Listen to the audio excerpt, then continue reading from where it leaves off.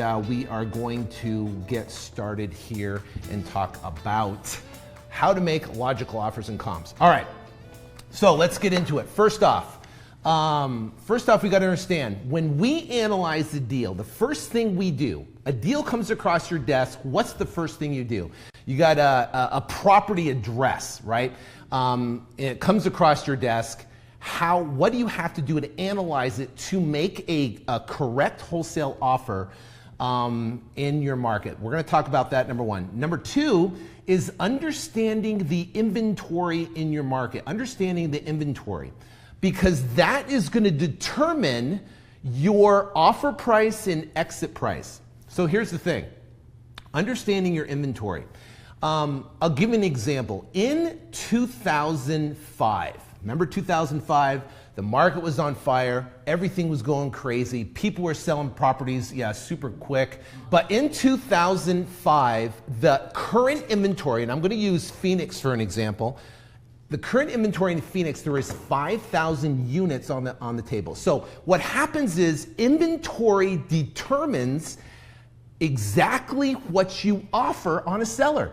So basically the premise for a wholesale offer is 70% less repairs, less fee, right? So theoretically, if you have a $100,000 property and you do 70%, which is $70,000, less repairs, right? And we're going to talk about a repair formula and what to use in a repair formula. Less repairs, let's call it $10,000, less your fee, $10,000. Now you have a $50,000 offer price on an ARV, after repair value, of a $100,000 property, right? So that is the typical wholesale formula. What happens is this, is that, and if you probably guys understand this here, you guys been doing deals, you understand, is that offers are now not getting accepted by sellers. Sellers are rejecting your offers because they have higher offers from other people. So if you're using the premise of 70% less repairs, less fee, then you're getting outbid in the market and you're going to get frustrated because you're going to get a lot of leads coming in, you're going to go on a lot of appointments, but you're not going to get contracts, right? So now it's become frustrating, and your premise is everybody wants retail, they want too much for the property, I can't do this, it doesn't work.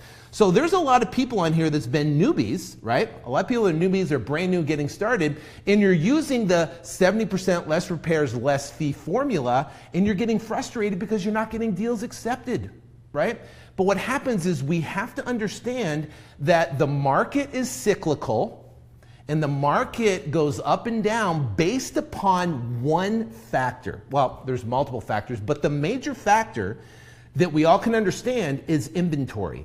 Inventory in the market makes the difference on how you make an offer to a seller, because that's going to determine what you can sell it for. So it's understanding that if the inventory is low and there's not enough houses on the market, there's more demand and prices go up, right? So if there is less inventory, there's more demand from buyers. They want properties, but they can't get them, so the pricing goes up. It's almost like gold, right? If gold was prevalent and you walked outside your door, right, and you could pick up a gold nugget, guess what the value of gold would be? It'd be the same as dirt. It'd be nothing. The reason why gold is so valuable is because there's a small amount of inventory, and that inventory shoots the price up of gold. It's the exact same thing with houses. As the inventory decreases, the price enables us to go up. So what we want to do is we want to get an idea of what the inventory level is in our current market. And you can see a history of our inventory. Now, I can just tell you right now, nationally, the inventory levels are low. So you can just take my word for it that nationally, the current inventory level market, inventory levels across the market are low. And we know that we have to bump up our offer price to get offers accepted, knowing that we can sell the property at a higher loan to value, LTV, right, which we'll talk about. So now, that being said, let me give you an example. Back in 2005, the market was on fire, everything was nuts, places going crazy. Our current inventory in Phoenix was roughly 5,000 units. So there's 5,000 units of inventory. So for an example, Phoenix, in a regular, stable, good market, there's 30,000 units of inventory. So in a regular, normal, stable market, there's 30,000 units. In 2005, when the market was crazy, there was 5,000 units of inventory. So what do you think that did to the marketplace? What do you think that did to pricing of properties?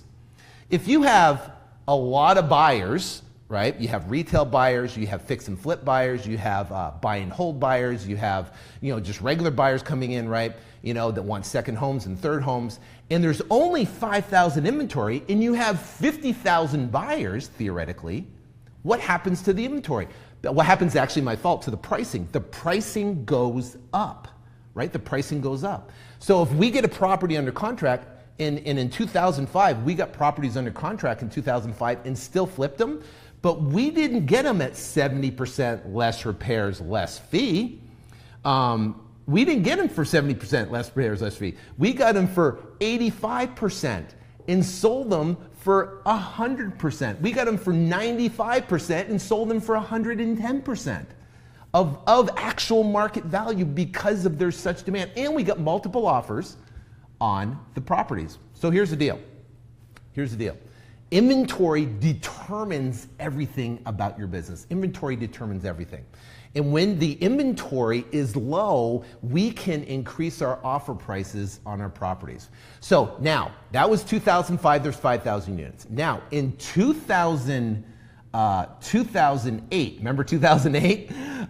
The market crashed, everything was nuts, Bear Stearns went under, Washington Mutual went under, the stock market was going insane. It was terrible, right? In 2008, the inventory on the market, there was 50,000 units. So in 2005, there's 5,000. It all jumped all the way up to 2008, there was 50,000 units of inventory on the market. Holy cow, 50,000 units, right? So now you get 50,000 units on the market. What happens? Prices plunge. Now, do you think you can offer 80% on a house? Oh my gosh, if you offer 80%, 85% on a house, sellers would be ecstatic because no one's offering that. We're offering 20, 30 cents on the dollar because houses are as prevalent. There's so many of them. It's like walking outside and gold being everywhere. The price of gold plummets. So here's the deal.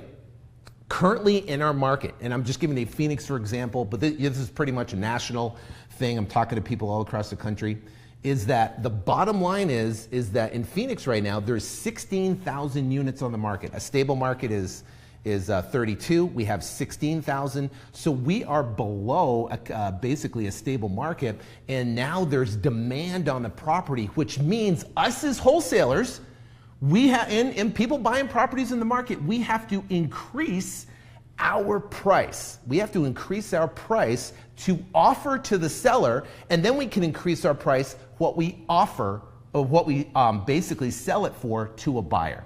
So now we understand that, and we understand that our offer are subject to the inventory in the market. So now you're wondering, well, how do I know what the current inventory in our market is, our historical inventory in our market? Well, the best way to do it is ask a realtor, right? If you are a realtor, great. Ask a realtor in your current market, make friends with the current realtor, and just say, hey, listen, can you give me the historical inventory? You might be able to find it online in Google. What's the historical inventory of the current market of available units on the market over the past 10 years. And then you can see exactly, and you'll see a chart, like a chart, and you'll see that, guess what? In 2008, there was a lot of inventory. It's slowly decreasing now, and where we have less inventory in the market. So I would ask a realtor. That's the best way to turn around and find out the current inventory in the market. And we check our inventory every single month to determine, is it going down? How does it affect our offer price? Is it going up? How does that affect our offer price? It's incredibly important. So we all understand now that inventory is, now do you guys have any questions about that before I get into, now we understand it's inventory, making an offer based upon that inventory level. So does anybody have any questions on that before we get in now to make an offer? if you have any questions. And if you do me a favor, if you could press the like and love button, I greatly appreciate it. See if that works over there. Press the share button, I greatly appreciate it. All right, so Ivan's over here. He's a realtor also. Yeah. So Ivan's basically saying if you need that information, well, hey, Ivan, greatly appreciated. That's killer. He's in Southern California and needs that information. You can get that. So a realtor, Ivan's on here. He can get that information, which is incredibly important in SoCal. So if there's any realtors here on here, one here is looking for Dallas on here. If you're a realtor, put your information up here so someone can get a hold of you to potentially get their inventory. Maybe you guys can do some deals together, which is great. Do we also monitor sales versus inventory? Yes, we monitor sales. Inventory is a huge factor. Very good, sounds good. Okay, here's a realtor in Columbus, Georgia, Brandon. You can talk to him, killer. So 32,000 units is in Phoenix. That's pretty much a stable market. Yeah, the comp calculator. I'm going to talk about the basically the premise behind it. Then I'm going to give you the comp calculator here. So stay tuned for that. Realtor in Houston here. Cool. Alex here. Sounds good. Okay.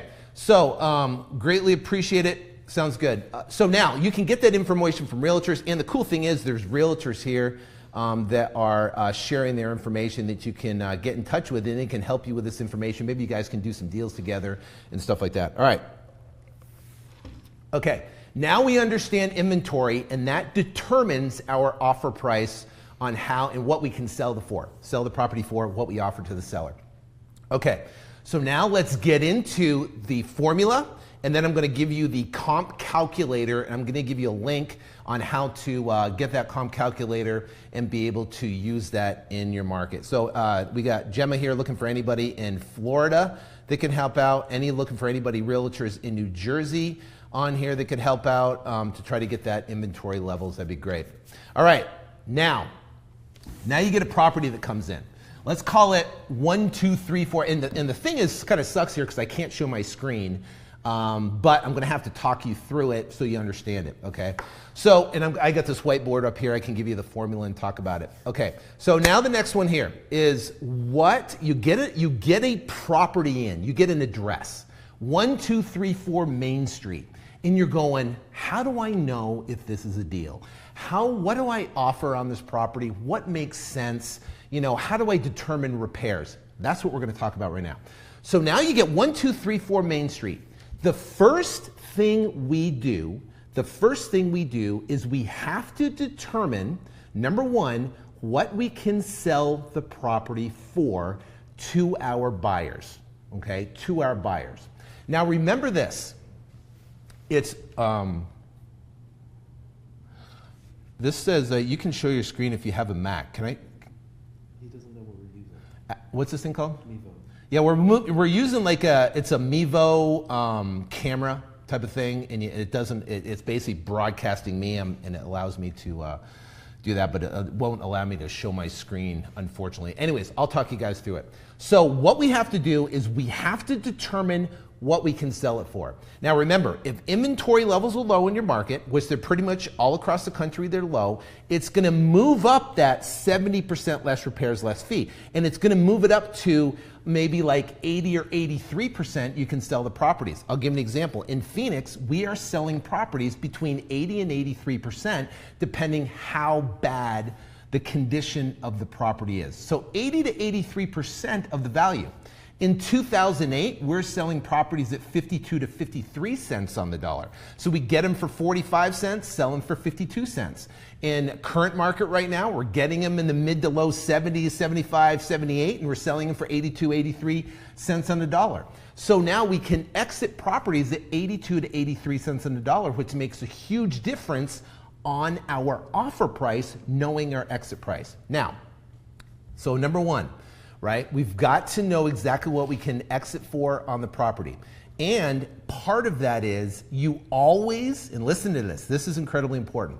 You always can go down in price. You never can go up in price. What does that mean? If you put a property out and you have a $100,000 property and you put it out for $80,000, theoretically, right?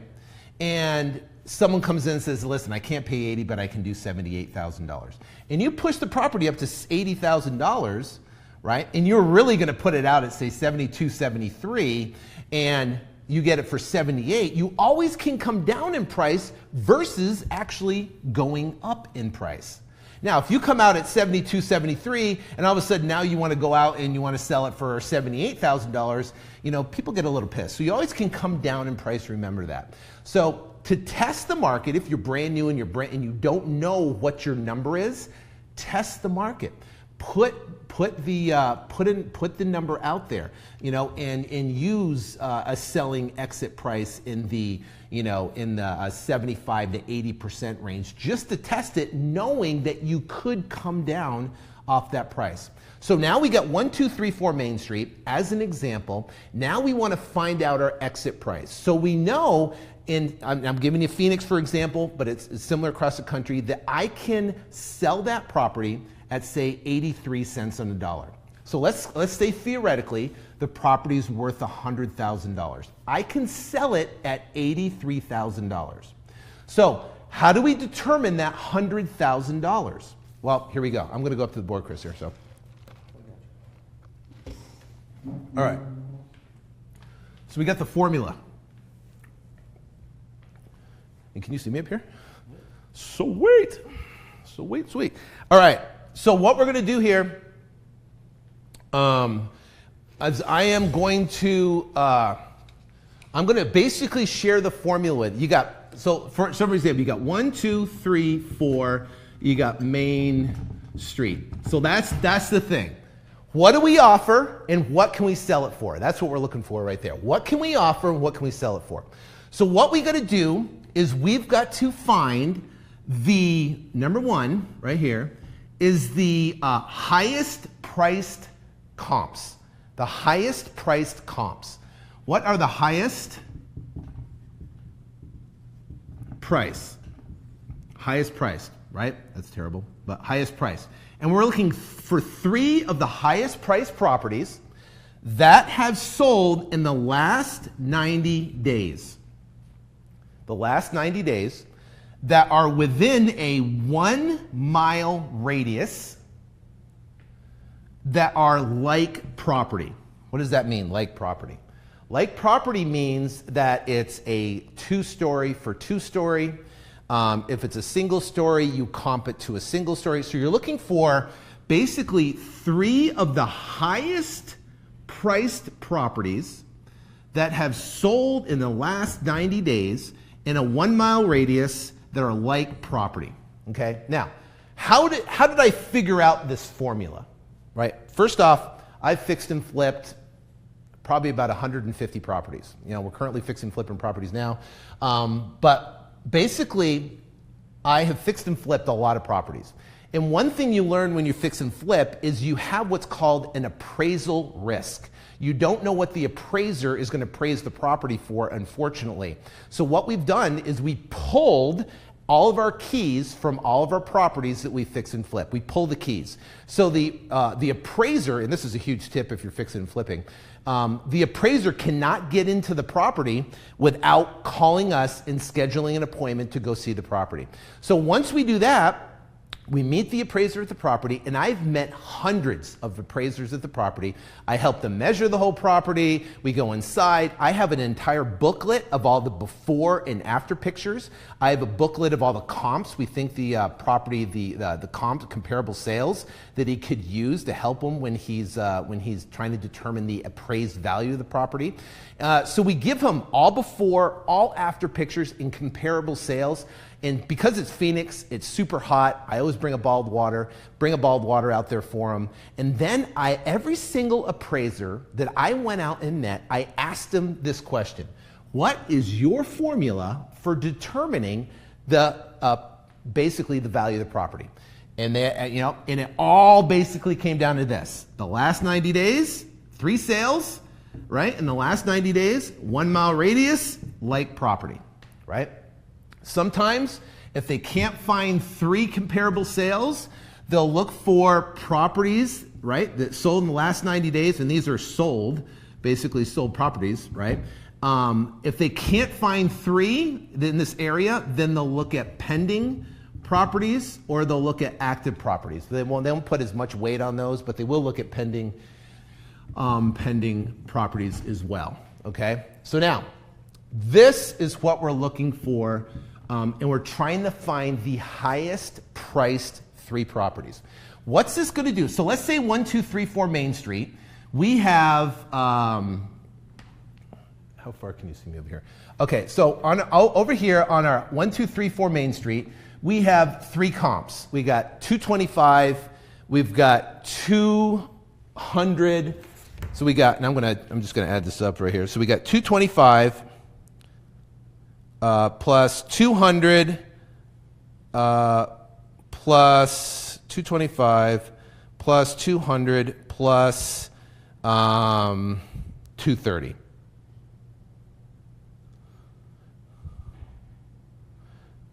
So we have 225 plus 200 plus 230 divided by 3 is our average price in this example is 218K, right? So we got on 1234 Main Street, our average of the 3 highest comps, and you add them all up and divide it by 3, and you have $218,000. So the question becomes now, you have this number using the 3 highest comps, 1 mile radius, what can I sell the property for? Now, this is where the inventory. Now, could you sell it at 70% of value, right? So 218,000 times 70% equals 152. So if you look at it, right, 70% of the value equals 152K, right? Now let's look at 80% of value. Let's say your market's super hot. Let's say you're in Southern California, you're in Phoenix, you're in Chicago, you're in Baltimore, you're in Philly. I saw guys that were, where else? We got Los Angeles is super hot market right here. We've got, what else? We got a lot of, if you're pretty much all across the country, super hot. So now you take 218, which is the average of the 3 highest, and you divide that, you multiply that times 0.80. 80%. So now you've got 70% is 152. You've got 80%, right, is 174, basically 4. 174.4. Look at that. So that's a $20,000 difference. Now, what if you're brand new, you're getting started, and you use your 70% less repairs, less fee, and you take your 152, and let's say, and I'm going to give you a repair formula here in a second, and you go, let's say it has $20,000 of repairs, and you have a $10,000 fee, your offer on this $218,000 property is going to be basically 122, right? Now, if you use the typical wholesale formula, 70% less repairs, less fee, assuming there's a $20,000 of repairs. You guys follow me here? So here's the thing, is that you're going to get blown out of the water. Because I'm going to come in and I'm going to look at the property, know that I can sell it for probably 174, right? So I know I can offer higher, and I'm going to beat your offer at 122. Even if I can offer, think about it. If I know I can exit at 174, this is my exit price right here. Right here, 80%. Now, can I come down off that 174? If I put it out to the market, to my buyers at 174, can I lower that number and take 175? Right? Take 170. Yes, it depends on what I get the contract for. Right? So we're going to talk about that in a second. So now, theoretically, right, we have 174.4 is our exit price. This is one of the most important numbers, the exit price right here. If you know your exit price, you can back into an offer. So now we have 1234 Main Street. We know that the average comps are 218,000, and we know we could sell it at 80% of this is our exit price at 174. Okay, that's what we know so far. Those are the facts we know so far. Now let's back in our offer price. Now let's figure out what we're going to offer on the property. Okay, so 1234 Main Street. Now we want to know what are the repairs on the property. Well, how do we determine repairs? How can we go in without being a contractor, without having to have someone come through and give you bids? What can you do to come in and figure out repairs? So let's say 1234 Main Street is 1,500 square feet. And I know I'm writing up here kind of small, but let's say theoretically, let's say it's 1,500 square feet.